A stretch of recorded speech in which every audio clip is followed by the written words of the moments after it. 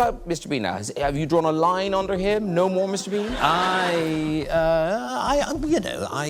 doubt that he will reappear, but you never know. You must know. Rowan Atkinson, the brilliant mind behind one of the most beloved characters in television history, the man whose childlike stumbles and rubber-faced innocence made 900 million people laugh during a single Olympic ceremony.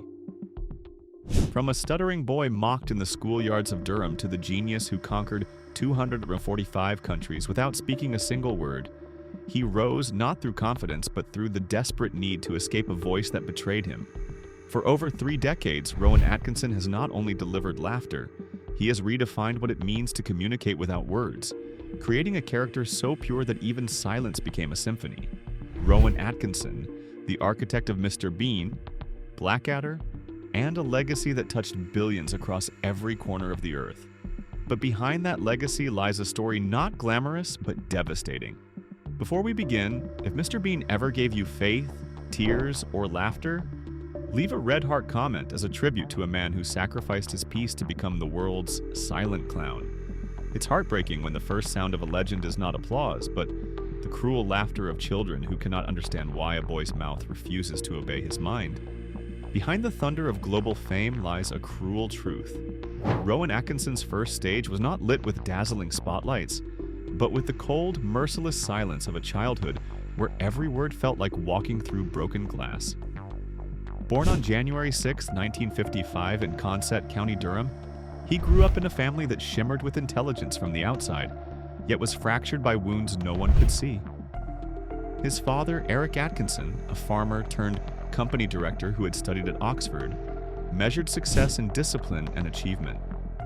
His mother, Ella May, carried grace but offered little warmth. The youngest of 4 brothers, Rowan entered a world already shadowed by loss. His brother Paul had died as an infant, a ghost the family never spoke of but never forgot. That absence hung in the air like a shadow, soft but unrelenting. School offered no escape. At Durham Chorister School, he wasn't the star pupil his parents might have imagined, but the strange boy with the rubbery face who couldn't pronounce words beginning with B. His stammer wasn't just an inconvenience, it was a prison. Canon John Grove would later recall him as shy with a slight stutter and a slightly rubbery face. Classmates, including a young Tony Blair 2 years his junior, remembered the relentless mockery. Bullies circled him like vultures, mocking the way his mouth twisted, the way sound stuck in his throat, the way he looked. Alien, wrong, other. Years later, The Independent would confirm the treatment that Atkinson endured, words that still carry the sting of humiliation decades later. For most children, a stammer is temporary. For Rowan, it became the defining wound of his youth. Each syllable was a battlefield, each sentence a war he lost before it began. The boy who would one day make the world laugh without speaking a word spent his childhood terrified of his own voice. He learned early that silence was safer than sound, that invisibility was better than ridicule.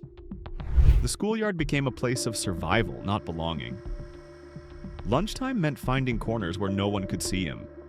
Recess meant ducking behind walls, praying the day would end without another boy turning his voice into a joke. Yet in that rubble of humiliation, a different fire began to smolder. At St. B's school, faculty noticed something extraordinary. Even an incipient stammer vanished whenever the young Atkinson stepped onto the stage. Behind a character, behind a mask, his voice steadied. His body loosened. The boy who trembled in classrooms became fluid under spotlights. Years later, he would confess with painful honesty, "It comes and goes.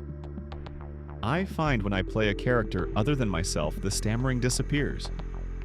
That may have been some of the inspiration for pursuing the career I did. The silence of his childhood had not destroyed him. It was hardening him. From neglect, he carved resolve. From rejection, he learned defiance.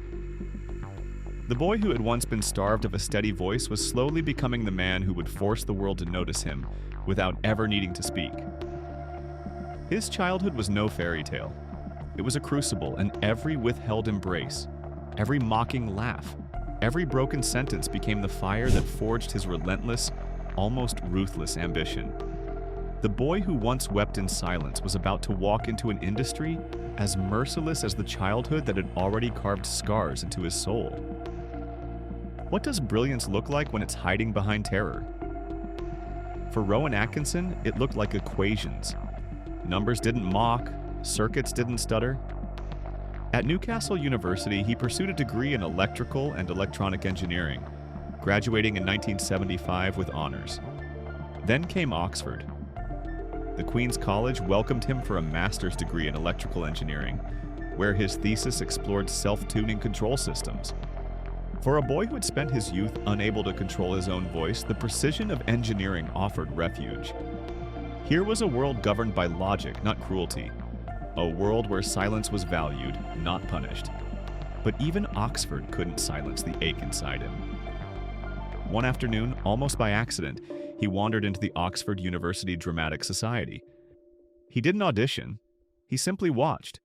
Then, hesitantly, he tried. What emerged was not the stammering boy from Durham, but something else entirely. A body that moved with surgical precision. A face that could shift from blank to expressive in a heartbeat. A presence that commanded attention without uttering a sound. Richard Curtis, a fellow student who would become his lifelong collaborator, watched in stunned silence. He did a monologue about driving, followed by the thing he does now, where he mimes and talks at the same time. It was unlike anything I had ever seen. It was pure genius. In 1976, Rowan performed at the Edinburgh Festival Fringe with the Oxford Review. Critics noticed. Agents noticed. By 1978, John Cleese himself spotted him at Hampstead Theatre and invited him to perform at the Secret Policeman's Ball in 1979. That same year, Not the 9 O'Clock News premiered on BBC Two. At 24, Rowan Atkinson stepped into the national spotlight. The stammering boy had found his voice, and it was laughter. The awards arrived like falling dominoes. A BAFTA in 1981. An Olivier Award the same year for his one-man show at the Globe Theatre, making him the youngest performer to headline the West End. By 26, the world had stopped mocking and started listening, but the cost was silence of a different kind. The loneliness of fame, the exhaustion of perfection, the terror that one day the mask might slip and the stammer would return. Then came 1983. The Blackadder premiered and Rowan became Edmund Blackadder, the cynical, silver-tongued schemer whose wit could slice through steel. Over 3 glorious sequels, Blackadder became the role he loved most. Why? Because he wasn't alone. I loved doing Blackadder because there was a fantastic sense of shared responsibility, he would later admit. There were half a dozen very able performers, so there was a great sense of sharing the worry. For once, the weight wasn't entirely his to carry, but the world wanted more. And in 1990, the character that would define his life, imprison his peace, and make him a legend, finally arrived. It began as an experiment. A man-child with a teddy bear, minimal dialogue, and physical comedy so pure it needed no translation. The character was tested in 1987 at the Just for Laughs Festival in Montreal on a French-speaking bill. The audience, who understood not a single word of English, roared. The name evolved from Mr. White through Mr. Cauliflower before landing on Mr. Bean. The first episode aired on January 1st, 1990. Within minutes, 13.45 million viewers in the UK alone were captivated. Within years, Mr. Bean had conquered the world. The numbers were staggering. Bean. The movie grossed $251 million in 1997. Mr. Bean's Holiday earned $232 million in 2007. The Johnny English trilogy combined for nearly $480 million more. His YouTube channel amassed 6.5 billion views. His Facebook page reached 94 million followers. Mr. Bean became the most globally recognized British export since the Beatles, translated into 245 countries, crossing every cultural barrier humanity had ever built. But behind the applause, Rowan was drowning. The character he created to escape his stammer had become a prison of a different kind. Every performance demanded perfection. Every scene required the precision of an engineer and the vulnerability of a child. There was no script to hide behind. no dialogue to lean on. Just him, alone, under the weight of millions watching, waiting for him to stumble. "I don't much enjoy playing him," he confessed in 2021. "The weight of responsibility is not pleasant. I find it stressful and exhausting, and I look forward to the end of it." The world saw joy. He felt agony. Every laugh from the audience was a reminder of how alone he stood. It's particularly bad with Mr. Bean because then you don't even have valuable props. Sorry, that's a terrible word. Support. In 2012, he admitted something even darker. Someone in their 50s being childlike becomes a little sad. The character that once saved him now haunted him. Fame had filled every room but emptied every silence. And still the world demanded more. At the 2012 London Olympics opening ceremony, Rowan performed as Mr. Bean during the London Symphony Orchestra's Chariots of Fire. 900 million people watched him live. It should have been triumph. It was exhaustion wearing a smile. It's heartbreaking how even legends cannot escape the collapse of love. In 1986, while filming Blackadder, Rowan met Sunetra Sastry, a BBC makeup artist whose quiet grace steadied his restless heart. He was painfully shy, too terrified to approach her directly. Stephen Fry recalled him timidly asking to swap makeup artists just to be near her. In February 1990, they married at the Russian Tea Room in New York City. Stephen Fry stood as best man. For a man who had spent his life invisible, Sunetra saw him. Together they had 2 children. Ben, born September 1993, and Lily, born July 1995. For a while, their home carried the sound of laughter, not from audiences, but from the innocent voices of children who believed their father could do anything. Rowan, the man who made millions laugh, finally had a reason to smile off-screen. Weekends meant family dinners, bedtime stories, the simple miracle of being dad instead of Mr. Bean. But the same discipline that made him brilliant also made him distant. Work consumed him. Long hours on set, international tours, the endless pressure to remain perfect.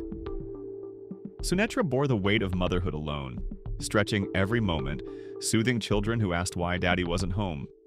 What began as small silences, missed phone calls, empty chairs at holidays, grew into arguments sharp enough to cut the very love that once held them together. By 2013, the marriage had already fractured. Then came Louise Ford. She was 27 years younger, an actress and comedian he met during the West End production of Quatermain's Terms at Wyndham's Theatre. There was no scandal at first, just the quiet unraveling of a marriage that had already died in silence. In February 2014, Rowan and Sunetra separated. By November 10, 2015, at Central Family Court in London, their divorce was finalized in 65 seconds. Sunetra received their $21 million London mansion. Rowan moved to a $4 million Hampstead cottage, smaller, quieter, emptier. For Ben and Lily, the collapse was seismic. Ben, then 21, retreated into military service, joining the Royal Gurkha Regiment. Lily, only 19, watched her family disintegrate while her father's new relationship blossomed in tabloid headlines. The pain cut deeper than anyone knew. In October 2017, Lily changed her surname from Atkinson to Sastry. She stopped attending family events. She disappeared from her father's life, not with anger, but with silence. Years later, on social media, she wrote haunting words. "I went through so much chaos and loneliness in my 20s. I was so lost and only really started to feel vaguely normal in my late 20s. I have always been trapped between worlds. A spokesperson insisted there was no falling out, but the absence spoke louder than any denial. For Rowan, the loss was devastating. The man who had spent his childhood starved of connection had now lost his daughter, not to death, but to distance. Some wounds don't bleed. They just stay open." Then came August 4th, 2011. A Thursday evening, wet roads, and a car that cost more than most homes. Rowan was driving his McLaren F1, chassis number 61 of 64, purchased in 1997 for $640,000. At approximately 7:30 p.m. on the A605 near Haddon, Cambridgeshire, he lost control. The car spun violently, struck a tree, then a lamppost. Metal screamed. Fire erupted. The rear section of the McLaren separated from the main body. The engine landed 20 yards away, smoking in the rain. Inside, Rowan fought to escape. Flames licked at the cockpit. Smoke filled his lungs. His shoulder screamed in agony. He could barely move. For a moment, trapped in the wreckage, he thought of his children, his legacy, the life he had built. "I came within a minute of not making it," he would later admit. Emergency services arrived. He was pulled from the car, conscious but trembling. Admitted to Peterborough City Hospital that night, discharged the next afternoon in a wheelchair. The injuries were minor, a shoulder injury, light bruising, but the trauma ran deeper. He had stared into the void and survived. The repair cost $910,000, the largest single-car motor insurance payout in UK history at the time. It took 2 years to rebuild the car. When he finally slipped back into the driving seat, he described it as putting a familiar sweater on. But the comfort was an illusion. The crash had changed something. In 2015, despite the car being worth $8 million, more than 10 times what he paid, he sold it. The reason? The car was the center of attention anywhere it went. Atkinson is a very low-key actor and did not enjoy the amount of attention the car attracted. Even his greatest possession had become a prison. It's heartbreaking how the mask we wear to survive can become the weight that crushes us. By the 2020s, Rowan Atkinson was no longer just tired. He was hollowed. Interviews grew rare. Public appearances felt rehearsed. The man who once commanded stages now avoided them. In 2021, he told Radio Times something that stunned the world. "I don't much enjoy playing him. The weight of responsibility is not pleasant. I find it stressful and exhausting, and I look forward to the end of it." The world recoiled. How could Mr. Bean, the character who brought joy to billions, bring only suffering to the man who created him? But Rowan had always known the truth. Being funny is agony. The longer I spend in the business, the more depressed and uncertain I get. It's painful, serious, and lonely craft. He wasn't depressed, not in the clinical sense. In 2004, he successfully sued Associated Newspapers for falsely claiming he had suffered severe depression requiring treatment. Such reports were indicative of a continuing sensationalizing and stigmatizing of the issue of mental health, from which I am fortunate enough never to have suffered. But the absence of clinical depression didn't mean the absence of pain. He was painfully shy, socially anxious, uncomfortable in his own skin. People think because I can make them laugh on the stage, I'll be able to make them laugh in person. That isn't the case at all. His friends saw it too. Richard Curtis once said, "He's like a cushion at parties because he sits in the corner and says nothing." Stephen Fry, his best man, admitted, "He hasn't got an ounce of showbiz in him. The man who made the world laugh couldn't laugh at himself, and still the world demanded more." Now at 70, Rowan Atkinson stands not as the character who defined him, but as a man who has learned to live beside the ghost of his own creation. He lives in Handsmouth House, a striking 9,000 square foot modernist glass mansion in Ipston, Oxfordshire, designed by Richard Meyer, architect of the Getty Centre. The home, completed in 2017, features underground garages for his car collection and Japanese gardens where silence is the only sound. He shares it with Louise Ford, his partner of over a decade, and their daughter Isla, born in 2017. His net worth is estimated at $150 million, built not from joy but from decades of relentless work.